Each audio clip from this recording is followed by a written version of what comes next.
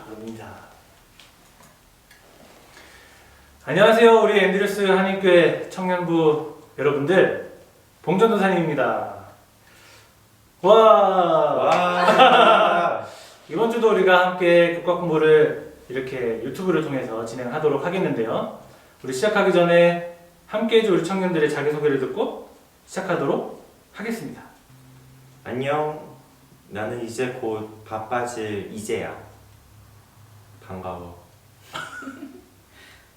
안녕, 나는 이제 개강을 나도 이제 쓰는 거. 안녕, 나는 개강을 앞두고 진짜 선배가 될 채연 선배야. 안녕, 난 너희들이 너무나도 보고 싶은 봉도사야. 안녕. 자, 이번 주 우리 두 청년들, 채연 선배와 이재, 이번 주 잘들 보내셨나요? 잘 네. 보냈습니다. 재밌는 이야기 없었습니까? 제가 알바를 시작했는데 어, 이번 주 일한 걸 계산해 보니까 네. 40시간 정도 일했더라고요. 돈 많이 벌었구나. 네. 이게 좀 아, 그래서 여기 새로 보이는 이 아이패드를 구입하신 겁니까? 야, 그건 아니고요. 아, 네, 알겠습니다. 한턱 쏘셔야겠는데. 아, 그러게요. 네. 다음. 네. 혹시 채연이는 재밌는 일 있었나요? 저는 개강이 일주일 남았다는 것에 자괴감을 느끼며 준비하고 있었습니다. 아, 공부를 할 책도 준비도 하고. 사고. 네. 이제 학교들이 많이 문을 연 것 같아요. 저도 이번 주는 집에만 있긴 했지만 요즘 이제 학기가 시작한다는 느낌이 조금 압박이 오고 있는 것 같습니다. 이제 교수님들한테 메일이 자꾸 오기 시작했거든요. 줌 링크를 보낸다 그런 얘기들.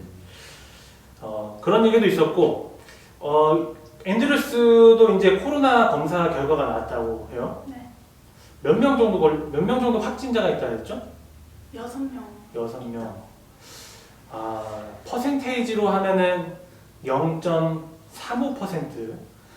많은 숫자는 아니지만 그래도 우리가 정말 조심해야 될 것 같습니다.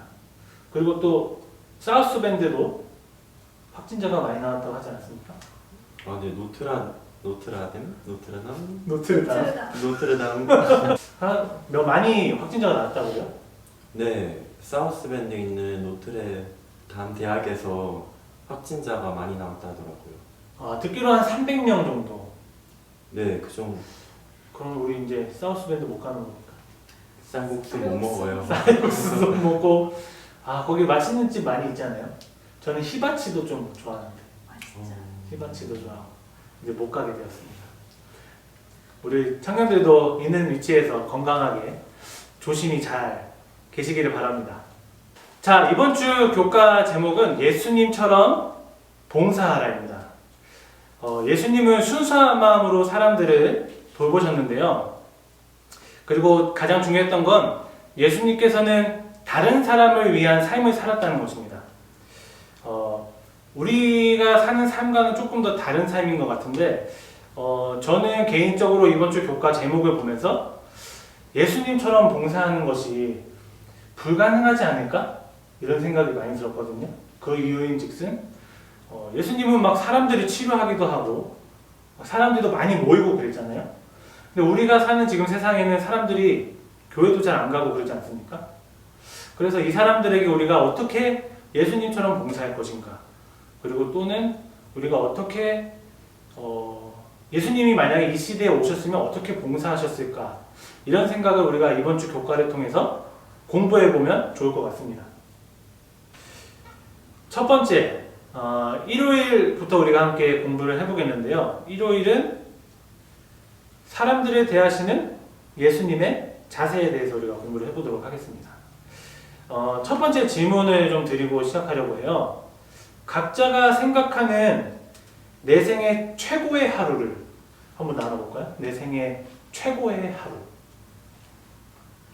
저는 딱 하루를 생각하지 못했고 그 시절이 있었는데 중학교 때 리즈 시절.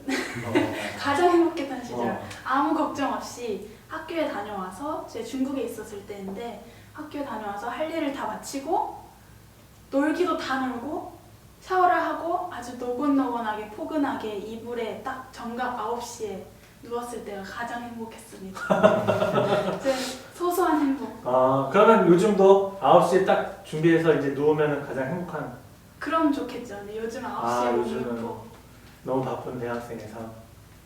아, 9시에도 눕지 못하는 우리의 현실. 안타까운 것 같습니다. 우리 이제는 어때요? 가장 행복했던 순간. 저는 가장 바쁘게 살 때가 제일 보람차고 행복한 순간인 것 같아요. 아, 가장 예를 바쁘게. 들면 네, 지금 너무 바쁘고 앞으로 학교 다니면서 일도 하고 네, 아니면 다른 액티비티도 할 것 같아서 네, 그러면 네. 솔직히 없어요.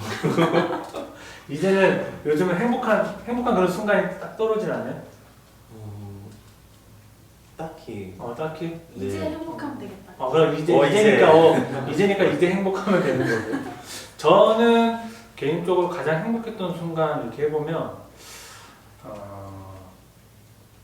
신학과 입학할 때, 신학과 처음 들어갈 때, 새내기. 네, 가장 행복했습니다.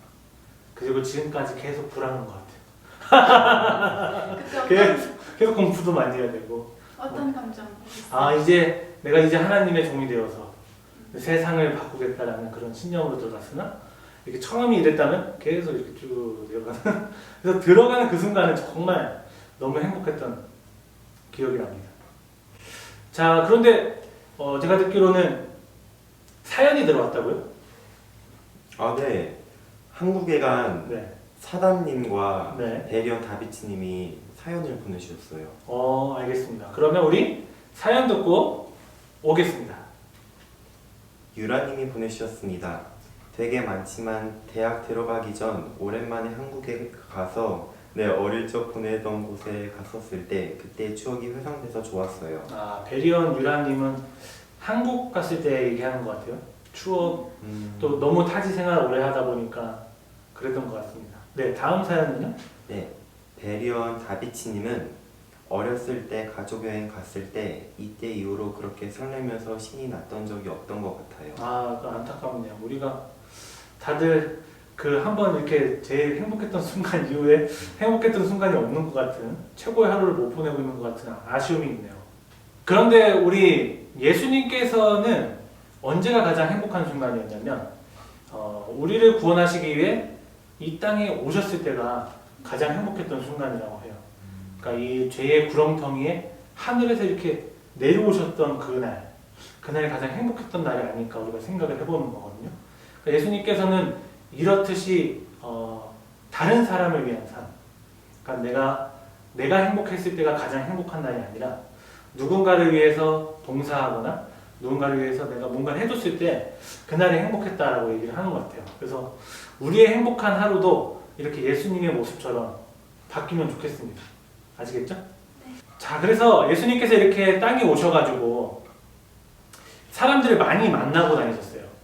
그리고 어떻게 관계를 맺으시고 어떻게 만나셨는지를 우리가 한번 공부를 해보려고 하는데, 혹시 칭찬 좋아하세요? 칭찬? 좋아하죠. 어떤 칭찬을 들을 때 가장 기분이 좋습니까? 무언가를 잘했다고 얘기해줬을 때가 제일 듣기 좋은 것 같아요. 혹시 이제가 특별히 잘하는 거 있습니까? 저는 네. 노래를 잘 불러요. 노래를 네, 좋습니다. 채연이는 또 칭찬들은 어떤 칭찬을 들으면 저도 좋습니까? 잘해낸다고 칭찬받을 때 좋은데, 특별히 제가 자주 하지 않지만 특별한 날 요리를 했을 때 그 음식을 먹고 맛있다고 해주고 또 먹고 싶다 이렇게 해주면 기분이 제일 좋은 것 같아요. 동찬이가 많이 얘기해줍니까 그렇게? 네. 좋은 오빠네요. 우리가 이 칭찬의 얘기를 왜 했냐면, 사실 칭찬받으면 되게 기분이 좋아요, 그렇죠? 기분이 좋고 마음이 이렇게 열리는데, 어떻게 보면 이 칭찬에 두 가지 측면이 있을 수 있어요. 우리가 막 칭찬을 너무 좋아하다 보면 이렇게 어쩔 때는 칭찬받기 위해서만 살아야겠다 막 이렇게 생각할 수도 있는데, 반면에 칭찬의 좋은 기능은 우리가 느꼈던 것처럼 마음이 열리기도 하고, 이렇게 막 낙담하고 있을 때 칭찬을 듣거나 우리가 약간 움츠렸을 때 칭찬을 들으면 마음이 열리기도 하고 좋은 길로 우리가 다시 갈 수 있는 그런 기회가 열리거든요. 우리 예수님께서도 이 땅에 오셔서 보여주셨던 모습이 이런 모습이었던 것 같아요. 사람들을 만나고 그 사람들에게 섬세한 마음으로 다가가셔서 때론 칭찬도 하시면서 안 좋은 길로 가고 있는 사람들은 좋은 길로 가게 해주시고 상처를 가지고 있는 사람들은 그것도 치료해 주시고 정말 상한 갈대를 꺾지 않는 그런 내용 있잖아요. 그런 내용처럼 한 사람을 만나실 때 그렇게 어떤 뭐랄까 섬세함이 있어서 그런 섬세함으로 사람들을 만나셨고 그래서 그 사람들의 마음을 여시고 또 하나님의 말씀을 전달하셨던 모습이 우리 예수님의 모습이 아닌가 이런 모습으로 우리가 봉사해야 되지 않는가 그래서 한번 생각해 보면 좋겠습니다. 자 이번에는 셋째 날, 넷째 날에 우리가 보니까 다 치료봉사 1, 2예요. 그래서 치료봉사에 대해서 우리가 한번 이야기를 해보겠는데 예수님께서 이 땅에서 봉사하실 때 사람들을 되게 많이 치료하고 다니셨어요. 그 이유는 이제 사람들의 필요를 채워주시고 마음을 여셔서 그들에게 천국에 있는 복음을 전달하려고 그렇게 하셨단 말이죠. 그래서 우리가 이 얘기를 한번 해보도록 하겠는데 그 전에 우리가 성경절 읽고 오면 좋겠죠? 우리 다 함께 성경절 읽고 오겠습니다. 예수께서 모든 도시와 마을에 두루 다니사 그들의 회당에서 가르치시며 천국 복음을 전파하시며 모든 병과 모든 약한 것을 고치시니라. 네, 감사합니다.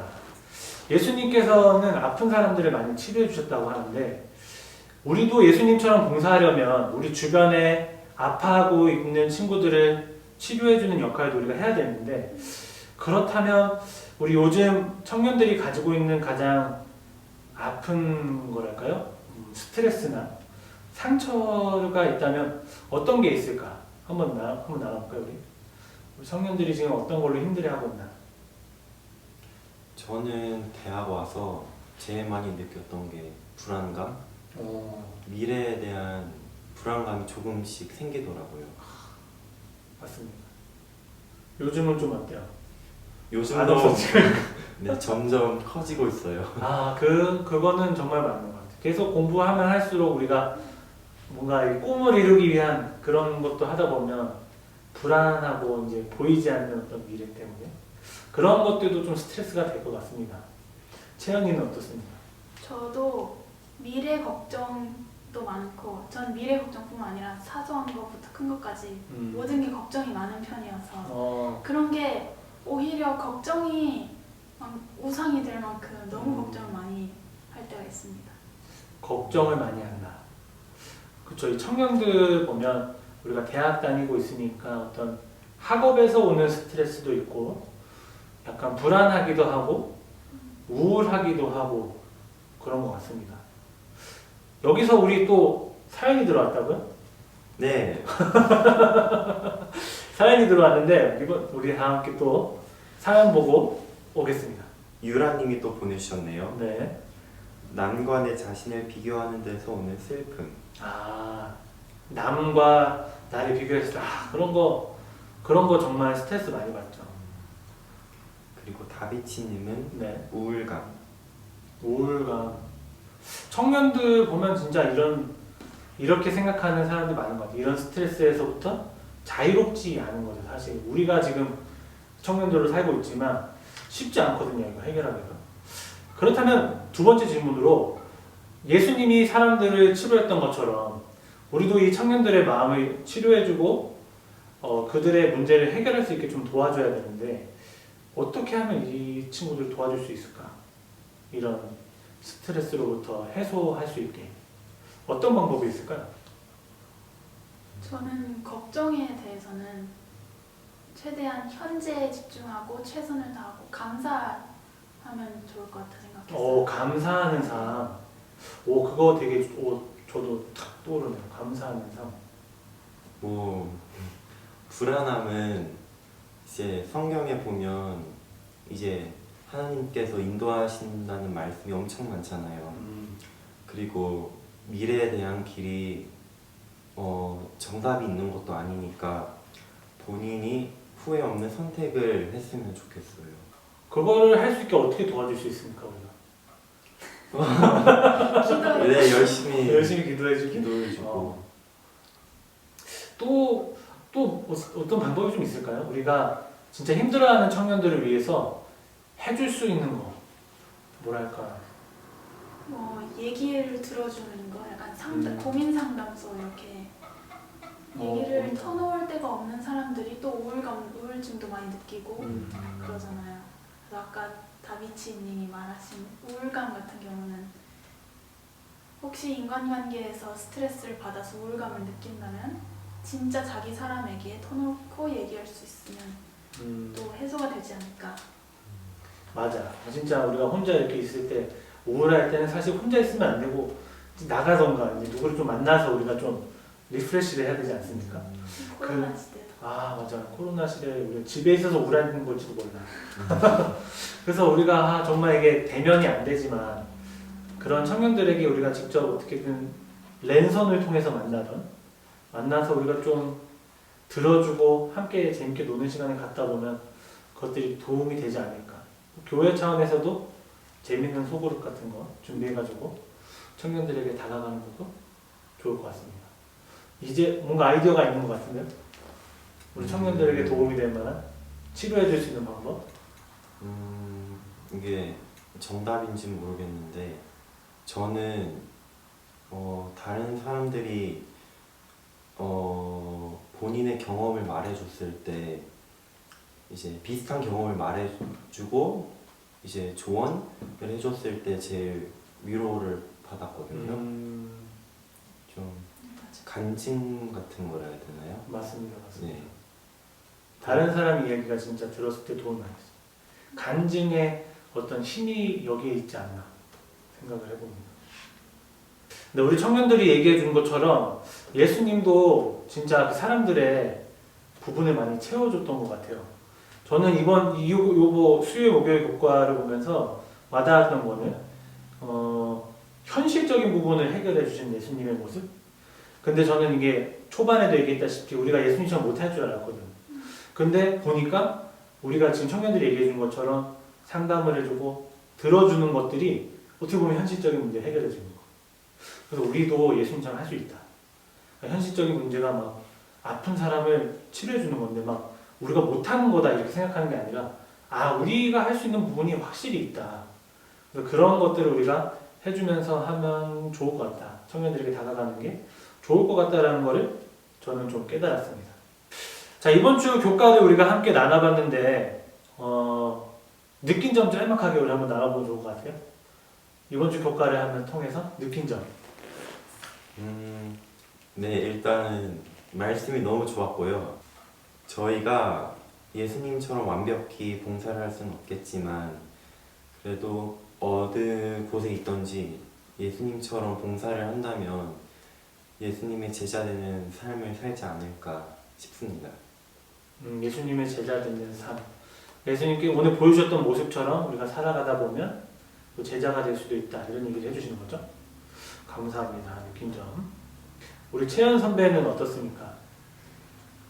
제목이 예수님처럼 봉사하라인 것처럼 저도 예수님이 하신 걸 보고 또 예수님이 저희 각각 개인에게 봉사를 해주셨잖아요. 돌아가시고 그거를 감사함을 그걸 기억하면서 또 나도 예수님처럼 모든 사람을 포용할 수 있는 마음을 얻길 원합니다. 모든 사람을 포용하는 법을 배우고 싶어요.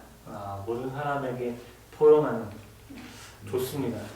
이번 주 교과에 우리가 한 번 더 정리해보면 예수님께서 봉사하셨던 모습처럼 우리가 살아야 되는데 예수님의 모습은 다른 사람의 중심이었다.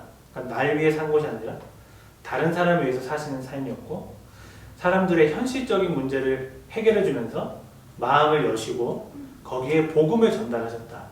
이 얘기가 핵심인 것 같아요.